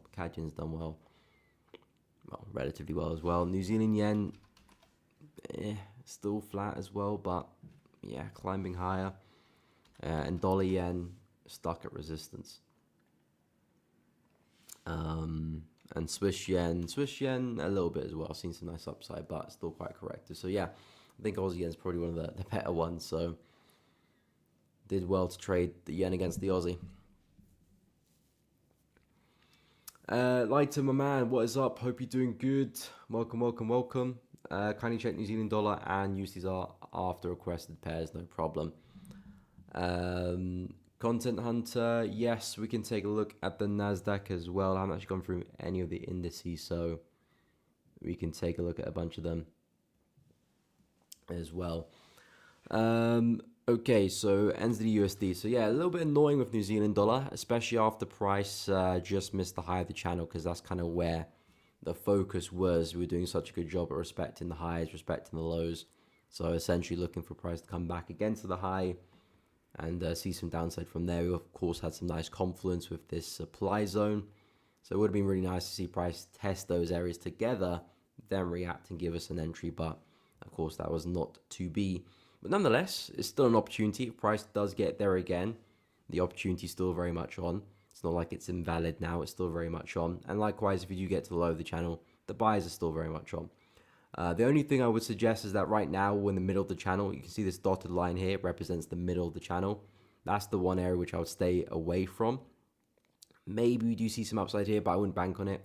The way I see descending and ascending channels, it just basically ranges back at a slant, at an angle. So I take the same principles from a range to a channel, and basically I will always look to try and sell at the highs and buy at the lows. Or of course, if I want to wait for the breakouts, I can do that as well. But I wouldn't want to be buying or selling in the middle of the range, because that's where the most noise is, that's where the most indecision is. And that's kind of what we got going on here. So I wouldn't bank on anything happening here. But if we do make our way back to the low, or if we do make our way back to the high, sure, I think there's some opportunities to tackle over there. So yeah, I'll just be waiting for price to make a move to resistance or support, or make a breakout. But yeah, not where we're trading right now. In terms of USDZAR, now this one has been interesting. Very choppy, very sideways, but we do have a very nice level of support trading just below us, and that's really where the focus is for USDZAR. I mentioned this I think last week. Didn't quite see the move there. We were looking pretty bearish at one point in time, but price did turn around pretty quickly. Again, I would suggest if we can get there again, this is still a great place for a buy. Again, longer term, I'm still really bearish for USDZAR. Still looking for a push here. I do see us eventually breaking support, but let's not get ahead of ourselves. The worst thing to do is to have a bias and be stubborn with that bias even before it's really set up yet. We still have very strong support below us, which could very much give us another push higher. I would argue this is just a big consolidation, really. So yeah, with USDZAR, I was looking just to play the lows and play the highs, really. As we keep bouncing support here, should we revisit and provide some nice healthy rejections, I think that's a smart place to get into a long. Look for some entries, stop loss below the low, and maybe target the highs there. Or if you really want to push the trade, maybe some resistance up there as well. But this would be a nice place for a buy. I know we're respecting a lot of resistance here, but I wouldn't get too excited. It's not really a significant area. More or less in the middle of the range as well. So personally, I would leave it alone. But yeah, get back to support, great. And of course, in terms of the sells, because I did mention I do expect price to get there eventually. If we do see a break of support, then that move is very much on. Then we can speak about some shorts. Of course, all of this will be turned resistance. That could really make for a nice trade for a short as well. But until we get the breakout, I'm not going to really speak too much about that for now. The buys still look really valid. As for NASDAQ, yeah, NASDAQ interesting. I mean, indices in general interesting. Really aggressive moves lower, followed by a really aggressive recovery here. But it looks to me that price should just come back to support to respect it. I would be worried if NASDAQ went and broke through the low and started to push past this low. So let's say if that momentum from yesterday continued and we did something like that. So breaking through the low here and breaking through the low there. Now that would be a signal to say that, okay, we are bearish, at least in terms of this structure. And I would be expecting the NAS to probably see a few more swings before eventually we do continue back to highs. But to me, all it looks like is prices made a move back to support, respected it very well, and this could end up being a really nice double bottom. In terms of buying buying NAS, again, I would say you're a bit late to the party now, because number one, of where we're trading, and yeah, I mean mainly where we're trading. If you're looking to buy double bottom, if you didn't check out my the video I just posted about how to time your entries, this kind of goes back to that. But again, when you're looking to trade double bottom, there's two areas you really want to get involved. Either waiting for price to form the double bottom and wait for us to clear the neckline and then get involved on breakouts or pullbacks afterwards, or look to try and anticipate the actual double bottom itself. So buying right at the low, getting your stop loss right down here, and then taking the buy. You don't really want to get involved in the middle of things like here, because that's just where all the noise is, and that's where you'll probably find a bit more indecision, really. So yeah, and that's kind of where we're trading. If anything, we're coming to an area of supply. If price struggles there could actually be some selling opportunities. So this is not what you want to buy. Of course, since we have left the station a little bit, price has rejected that level very well, and we've made our move. The next opportunity for a buy, I would suggest, is if this momentum continues and starts to break through resistance. Then we can either look for pullbacks of that and then some longs, then attack the highs again, which I think will be the likely outcome here. Like I said, I think this is just another higher low, double bottom, and price is going to trend higher. But yeah, unless you're already in the position from here, I think you're going to have to wait to enter a little bit later. But I'm still bullish on the NASDAQ. Like I said, we didn't break structure here. We're still respecting it. So targets back at the highs still make sense to me. I think price could potentially go further as well. I do think that bigger retracement will come soon at some point, but yeah, not really seeing the signs for it just yet.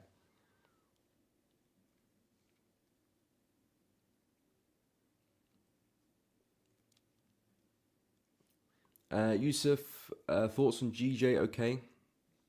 Anything changed for you? Pound is getting a bit strong. Yeah, we can take a look at GJ. Lighten, no problem. Happy to help. No problem. Happy to help. Content Hunter, no problem. The middle point on No Man's Land, just buy some demo. Yeah, that's a good point as well, actually.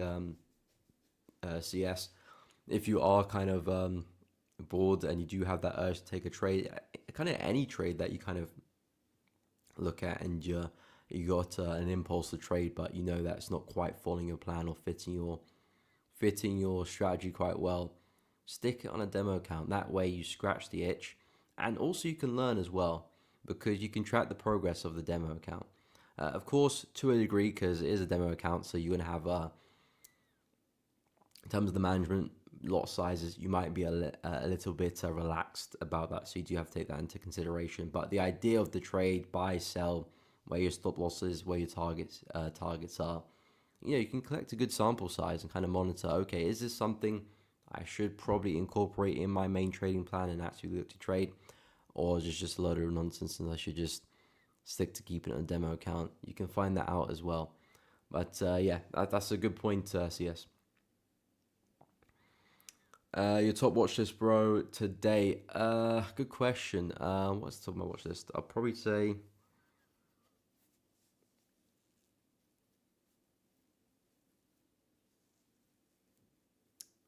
it's probably between three: dollar CAD, gold, and silver.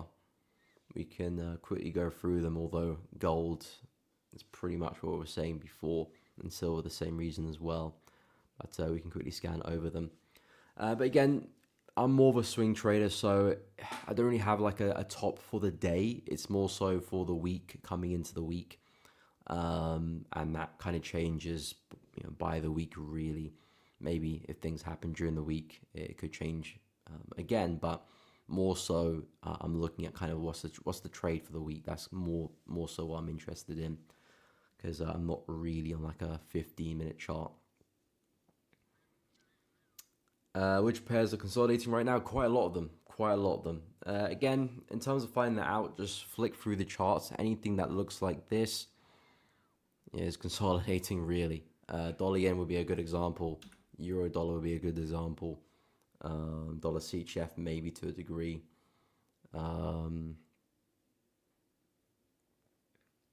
thinking off the top of my head.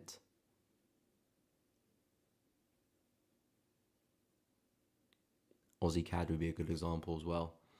But yeah, any market that looks like this, that's consolidating. But those are a few to keep an eye on.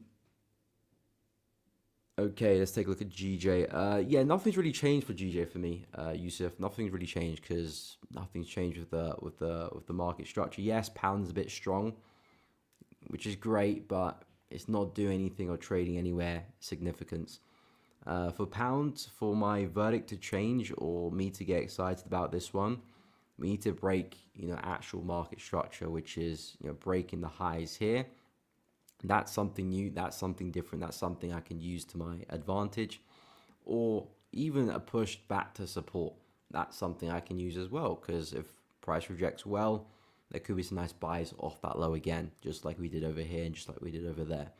So this is really what I'm looking at for GJ in terms of a bias, in terms of like a trading opportunity. Price breaking the highs. I'm not so concerned with the sells, to be honest, especially because of how we've been rejecting it. So I'm kind of putting that to one side. But in terms of a bullish bias, which I kind of do have for the yen pairs, I do see yen going lower. I am trading Aussie yen to the upside. I do think that can continue to trend. I do think weakness in the yen will eventually come out to play here. Haven't really seen it against pound just yet. But I do think that'll be the bigger move. So if price does make its move back to support, I would be happy from buying there. And likewise, if you do break resistance, and not only would it be that resistance, it would be this high here as well. I think then we can talk about a move back to the highs there in a similar light to what Euro Yen did early in the year. So yeah, nothing's really changed. Nothing's really changed. Some intraday bullishness is just something I'll chalk to the game in terms of just fluctuation. Because we're looking bullish now, right now. Come back tomorrow, we could be looking just as bearish and trading at support again. So there's not a lot to read here at all. Yeah, not a lot to read here. This is just pure noise to me. Pure noise. Difficult to trade that and decipher that price action, really. So yeah, GJ, for me to change anything and start to look for opportunities, we need to clear the high or the low. If we don't do that, then I kind of just look at this as a big range. And again, I feel like with NFP and Friday, a lot of markets might be waiting for that to actually get the ball rolling. And that's another good example for you, Hassan, of a range of a market that's consolidating, pound yen. That is consolidation there for you.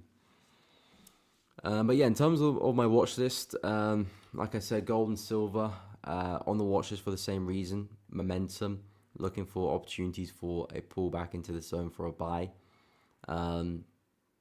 Again, going to take some more aggressive trades, aggressive pullbacks with this one. Don't have to necessarily wait for such a deep pullback. I was looking for a retest. I still am looking for the retest of this high here. But I'm not too sure if price will be bearish enough to actually see a pullback to actually come back and test that zone. So it's a situation where if price is very bullish and we just about see a dip to come back and test this area, then I see a nice bullish confirmation, a strong candle close. I'll be all over that in terms of a buy. If we do have a complex pullback and a deeper one, then yeah, I will keep an eye on the retest there as well. But either opportunity looks really good to me, and I like the longs. In terms of silver, same idea as well. A really bullish market, trending well to the upside. You can see you got a nice area of demand there, really nice push to the upside, nice area of demand there, nice push to the upside there as well. This is really where I'm focusing on for some longs. Really where I'm focusing on for some longs. Basically, same ideas as gold. You got yourself a long-term uptrend at play, which looks like it's continuing. Newfound momentum there as well. Pullbacks into those areas is what I'm keeping an eye on. So gold longs, silver longs. Again, this is not necessarily for the day. I don't expect this to form today. But maybe this week we could see that happen. And I know today's already Wednesday, but Wednesday, Thursday, especially for NFP and Friday, we could see that set up potentially, if not, maybe early next week. I mean, even if that doesn't happen, I could see a world where we do break to the upside like this, and then this becomes an area of interest for a buy, a pullback into this area. So it will continue as we go along. If we don't see the deeper pullback, then as price creates new structure, those new areas will be my focus as well. So it's not a situation where if price just continues higher, I just still look for this. I won't be looking for that anymore if we do continue higher, and I'll be focused on new levels as we create them. And then for dollar CAD, I quite like the shorts as well.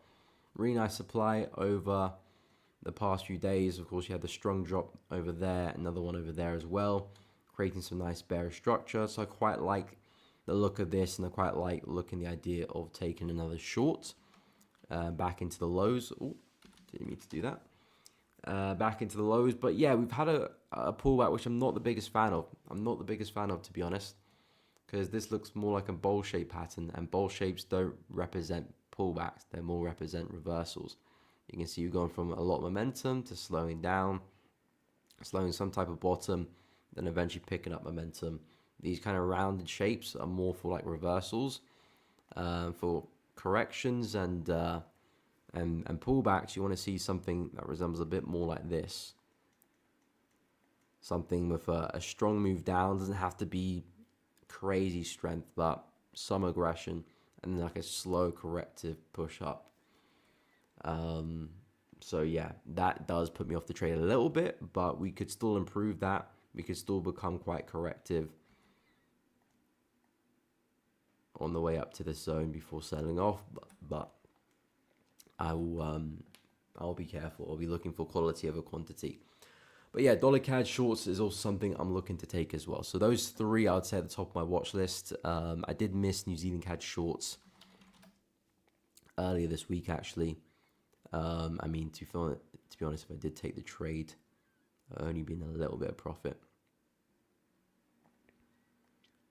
But actually, no, I'll be probably stopped out by now, because as price got to the low, I probably would have gone break even, and that would have taken me out of the trade.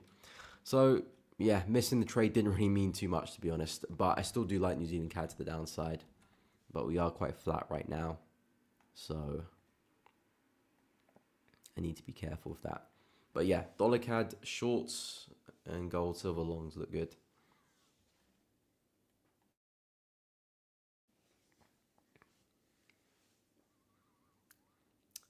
John, good morning. No problem. Yes, we can take a look at dollar CHF. For a sell, yeah, we can take a look at. Yeah, no problem. Happy to help, Yusuf. So dollar CHF. So this one's been interesting. I'm looking at the higher time frames for dollar CHF, and I'm looking at the weekly chart. It looks to me that we've got price support here, taking that across resistance at the moment. A lot of wicks to the upside. Prices try to break through. We're failing to do so at the moment. In terms of the shorts for dollar CHF, the only thing I don't like is how corrective we are on the way down. Yes, we're testing resistance, which we just looked at, but we're kind of very slow, and I don't like that. I don't mind the consolidation we had, but I would want price to break the downside with force and then pull back and give me the opportunity on a retest to continue that momentum. Because we're quite corrective, it almost looks like some type of bull flag for us to continue higher. This is your impulse, that's your correction, potentially another impulse. So I can see that happening as well. But I wouldn't look to take any buys until I see maybe momentum breaking past this counter trend line. If price does see a strong close like that, then perhaps that flag pattern is underway. In terms of shorting dollar CHF, I would suggest you want price to respect this area and not break above, because we've been very consistent with these lower highs, and you don't want to see price, of course, break through the channel and, of course, create a new higher high. Like I said, that'll be a bullish signal, and at that point, I think we could rally. So shorts look good for now, especially from this area. We did wick into that level and reject it pretty well. It would be nice if we can get a slightly better entry, so if price can push up, reject a little bit better, so you can find an entry closer to that level, and a stop loss above the high, then yeah, I do think that's a nice place for a short, and you've got some targets back at the low. But yeah, I would be careful. I probably wouldn't be looking for the home run back to lows, just because, again, of how corrective we are. This could be a channel for us to potentially go higher. I wouldn't be surprised if that's the case. But if I want to short dollar CHF, it is probably going to be from here, around 0.807, and yeah, targets back at the low, keeping things relatively simple.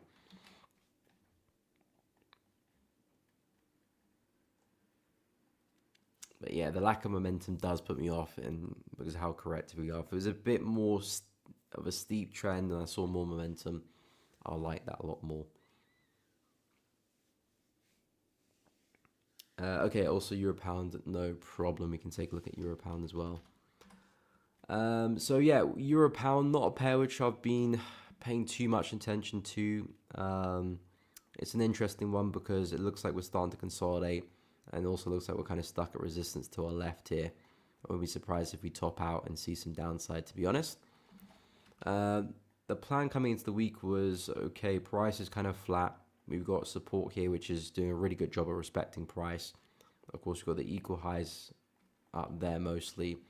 So if we did break to the downside here, that would be a strong sign to say that, okay, price is probably reversing, especially a pullback to come and retest. That would probably provide some nice opportunities for a short. And we could see somewhat of an uptrend. Not somewhat of an uptrend, somewhat of a downtrend, but mirror this uptrend on the way up, but on the way down, of course. So I'm expecting to see a pretty clean trend if that does occur, and the push back to the lows here. But of course, we've seen some strength recently. Would I get excited about the buys? No, not quite. It hasn't done anything. We haven't broke through any key structure. Yes, we broke through some resistance here, but it doesn't really provide much significance. I wouldn't be too surprised if this actually ends up being another lower high for us to come back down again, to be honest. So I'm not quite sold with anything in terms of a bullish nature for Euro Pound. The way I see it, price is back at resistance and just stalling. If price does break highs well, then yeah, I'll reinvestigate. Maybe we are bullish. Maybe we are going to continue the trend. But I quite like the sell idea, which of course is still far away. We need to get there first, actually break out, then retest. So that could take a week or two to develop. But yeah, the way I see Euro Pound right now is a range anyway. So I wouldn't really look to do anything unless we're back at this level. Even if I was looking to buy it, I'd wait for price to reach support again and look for opportunities for a long there. But yeah, we are really flat, and I like the idea of some shorts below this area. So yeah, that's kind of where I'm at with Euro Pound. Not a pair which I'm looking at closely this week, or have been for the past month, to be honest, just because of conditions. And Euro Pound, it's not my favorite pair. It does provide some nice opportunities here and there, which I do keep tabs on, but it's got to look really good for me to be looking to trade it. So in terms of the rest of the week, of course, we do have NFP on Friday. I think that's probably what a lot of the dollar pairs are going to be waiting for. It's been a while since I've looked to trade a USD pair, and again, it's just because of the conditions have been so flat, which is why I've just been on the sidelines with USD. And that will remain the case until we see a healthy breakout, and hopefully it'll be done by Friday. So next week, come in fresh, nice opportunities, up or down, I'm not too sure. Then we can find some opportunities backing that up. But like I said, dollar CAD, gold and silver, the three pairs I'm the most interested in about at the moment anyway. That could change if USD gets this ball rolling. In terms of yen, I think there could be some nice opportunities regarding breakouts, but I'm being patient with that. Yeah, I'm being patient with that. Of course, I'm currently in Aussie yen. That I'm just going to continue to trail my stop. There's not much for me to do apart from that, really. Yeah, I'm kind of hoping that we just get momentum to break the highs and we can continue trading the stop loss beyond that. But I will probably trail the stop loss a bit more very, very soon.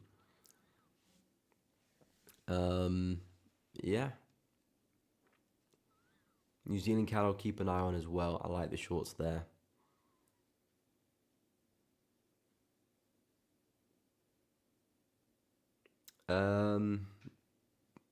Bongani, I hope I'm saying that correctly. Short scalps on Euro dollar and pound USD. Buys. Oh, are you saying short-term buys on euro and pound? Because the playing short. I thought you meant sell. So short-term buys on euro and pound. More so pound, yeah. Euro, I'm not quite sold on that just because of where we're trading. I mean, if price can get to the low, then yeah, sure. This area here, if we can push to the low of the range, then I think that's a more of an effective place for a buy for euro dollar. Pound at the moment is already trading at a very nice area for a buy, which is basically this support level here. Rejection, rejection, looking for another one. So I like where pound USD is situated, and I think buying from there makes a lot of sense, especially when it looks like price is already faked lower. So potentially already, you got that kind of fake move lower to potentially go higher. So I like that for pound.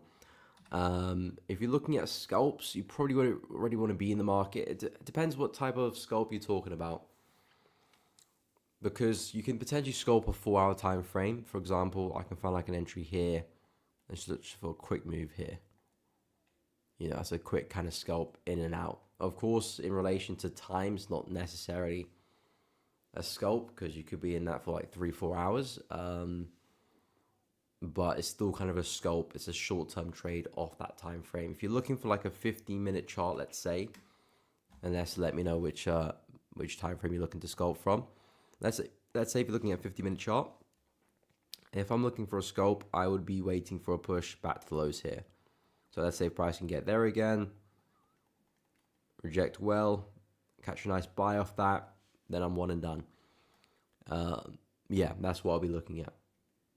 If I'm looking for a scalp on like a 50-minute chart, this is where I will look to position myself, because I know there's a good chance we bounce there. We might not continue back to highs and see a huge trend, but I know there's a good chance we bounce if we do see sufficient rejection. So that's where the scalp would be. In terms of euro dollar, again, I do think that you could probably see a bounce there, but I'd rather wait for the low of the range and then look for a bounce there as well. That'd be a more meaningful area for a buy. And again, a good reaction of at least seeing a bounce and catching that scalp. So yeah, I think euro and pound, wait for pushback to support. You probably got a better opportunity back there.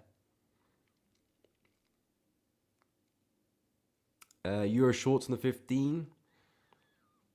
Not quite seeing that. I mean, we are very consistent with these lower highs, but I'm not seeing an opportunity to really short it. Maybe a pushback to resistance here. But I wouldn't be over the moon with that, because the way I see it, we're kind of in the middle of a range, so I don't really like the opportunity, to be honest. But if I had to, yeah, I would expect a reaction at the highs.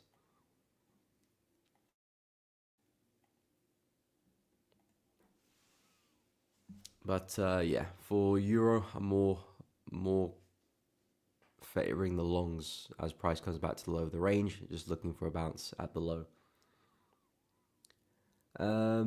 Okay, yeah, understood. Yeah, if you're looking for a short-term buy, I like the idea. Price reaches support again, reacts with it well, looking for a bounce, makes sense to me. What's up, Jeremy? I hope you're doing good. Welcome. Okay, no problem. Thank you very much. Very helpful. Good to hear. Happy to help. If you guys are enjoying the stream, by the way, please be sure to drop a like and subscribe. It does really help out the channel. Of course, you can hit the bell as well so you don't miss out on any streams or uploads in the future, because of course you'll be notified. Share with your friends, and of course, if you do want to support the channel further, there is the memberships below which have some added perks. So if you're interested, check it out. Of course, I have linked the Zentrix perps platform on the top of the chat. So if you want to check out the platform, you can do. And if you do want to participate in the trading challenge, which I can drop the link in again. Again, it's just a fun challenge to test out the platform, trade some cryptocurrencies. There will be rewards for the best performing traders there. So have some fun and potentially earn a reward as well. Let me just get the link.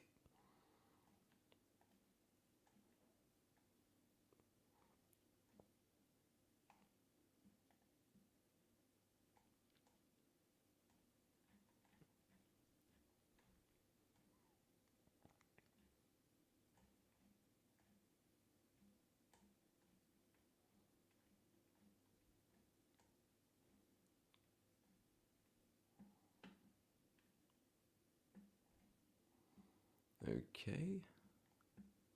Where's the link?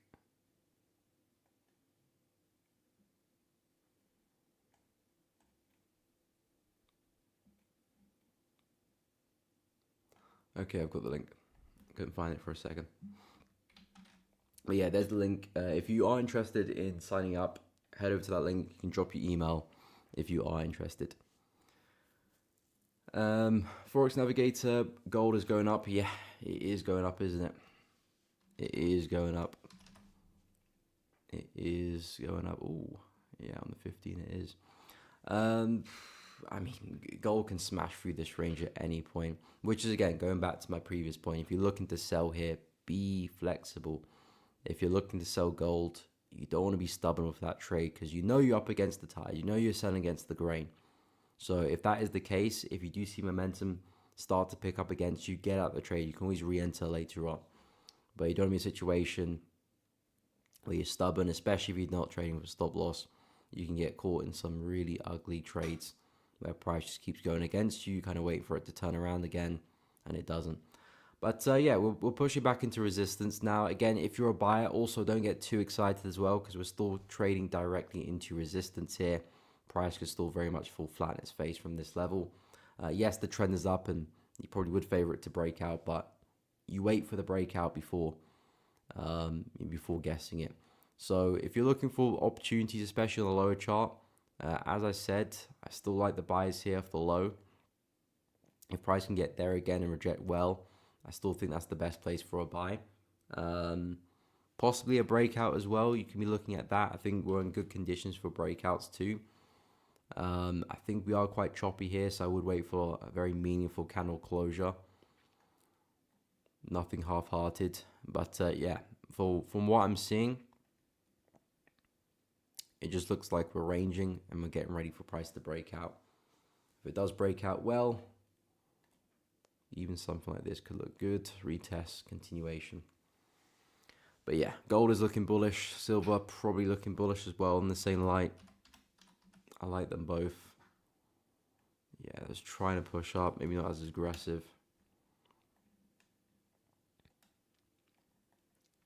But yeah, the way I see it, it's just a waiting game. You know, will gold pull back to those areas? Will silver pull back to those areas? Maybe. If it does, I'm there to take it. If not, if the trend does continue, we'll create areas as we go along. And those new areas price creates will be areas which we look to pull back into. But the key element here is momentum. If that momentum keeps up, you're just looking to buy the lows, buy the lows, buy the lows. And then we'll eventually get some selling pressure that will kick in, which will kind of make us second guess, and we'll probably pause our bias when that happens. But for now, there are no red flags. There's no strong selling pressure, not coming to major levels of resistance. The plan very much is keep looking to buy. And yeah, that'll be the plan for gold and silver.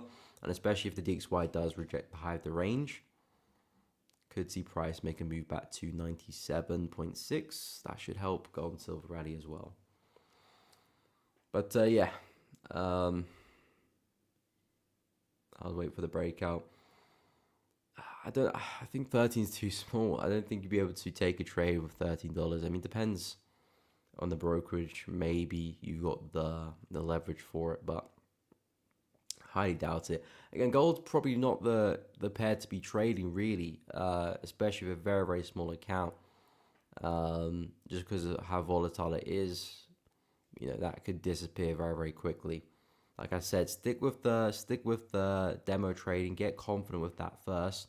If you are going to trade on a very small account, probably need a bit more than that, to be honest, to trade kind of appropriately, because risk management is just going to go out the window. But I probably would stick to a little bit slower moving pairs like euro, dollar, even pound USD. Gold, for what it is, you don't really stand much of a chance really. Even if you're in the right direction, a slight fluctuation against you probably just takes you out the position. So yeah, I don't think so. I mean, maybe if you got really high leverage, maybe, but I doubt it. Anyway, guys, we have come back to the end of the stream. I will be live again tomorrow, as always, and Friday. I'm live every weekday from 10 a.m. to 12 p.m. UK time.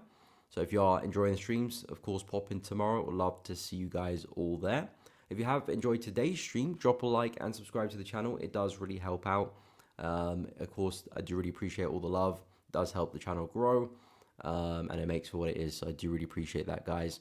And of course, share it with your friends, hit the bell so you don't miss out on any streams or uploads in the future. And check out the memberships if you are interested to support the channel further.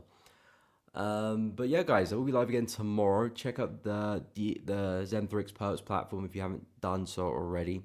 Again, we are running a competition. I've just dropped the link there. If you do want to join, participate, just a bit of fun, you can check it out in the link there as well. But guys, really appreciate you tuning in. Have a great day, and I'll catch you all tomorrow.